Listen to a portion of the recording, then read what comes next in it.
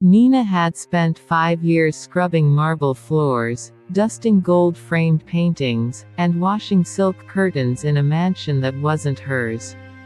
Every morning, before the sun peeked through the tall glass windows of the Kingston estate, she was already in uniform, quiet, invisible, efficient. Her boss, Ryan Kingston, was the city's youngest billionaire tech CEO. Arrogant, rude, power-drunk. He never bothered to learn her name. To him, she was just the help. "Don't touch my desk," he once barked, not even looking at her. "You're too simple to understand how expensive things work." But Nina understood more than he could imagine. Her silence wasn't submission, it was strategy. 3 years earlier, Nina was top of her class at an elite business university in another country. But when her father's illness drained the family's savings, she had to leave before completing her final year. A desperate job hunt led her to the city, then to Ryan's mansion, where her degree didn't matter, only her ability to clean without being seen. But Nina had eyes. And a memory like steel.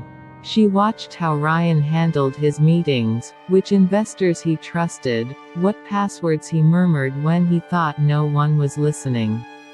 She noted how he manipulated competitors, stole ideas, and crushed the dreams of young developers by underpaying them and stealing their code. Ryan didn't just ignore Nina. He humiliated her. Once, during a party, he spilled champagne on the carpet and laughed as he snapped his fingers at her. "Clean it, Cinderella. Or should I fire you and find a robot?" Everyone laughed. But Nina never forgot. A turning point came the day Nina found an old flash drive in Ryan's study. It was tossed aside carelessly. When she plugged it into her second-hand laptop at night, her eyes widened. It held the early-stage source code of one of Ryan's most profitable apps. It wasn't even developed by him. It was stolen. The real creator, a shy Indian developer named Kavish Singh, who had once been employed for 3 months and then fired without explanation. Nina reached out to him in secret. What followed was 2 years of quiet rebellion. Nina worked as a maid by day. At night, she and Kavish built a new platform from scratch, faster, better, smarter. She pitched it to silent investors through online meetings where she used a fake name and wore a mask. Her business instincts, once buried under mop handles and vacuum wires, roared back to life. Their app launched 6 months later. Within a week, it went viral. Within a month, it caught the attention of investors Ryan desperately needed.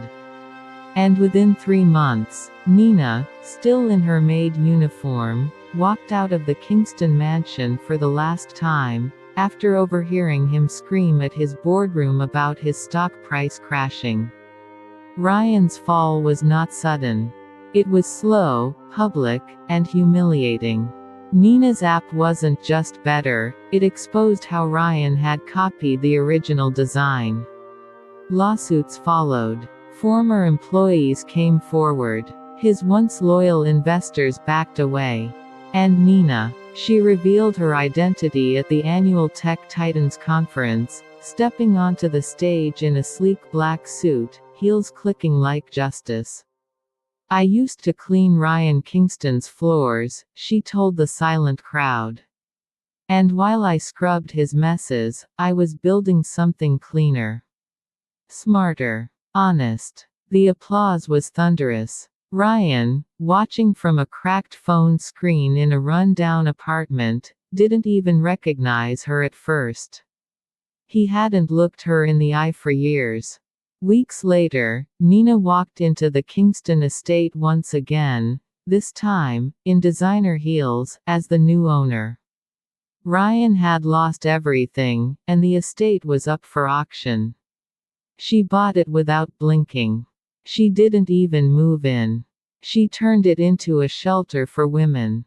from underprivileged backgrounds, training them in coding, finance, and entrepreneurship. And the first plaque installed at the door read, "Greater than, success isn't about where you start. It's about where you refuse to stay." Moral of the story: never underestimate the quiet ones. Some sweep floors. Others sweep entire empires away, silently, smartly, and without warning.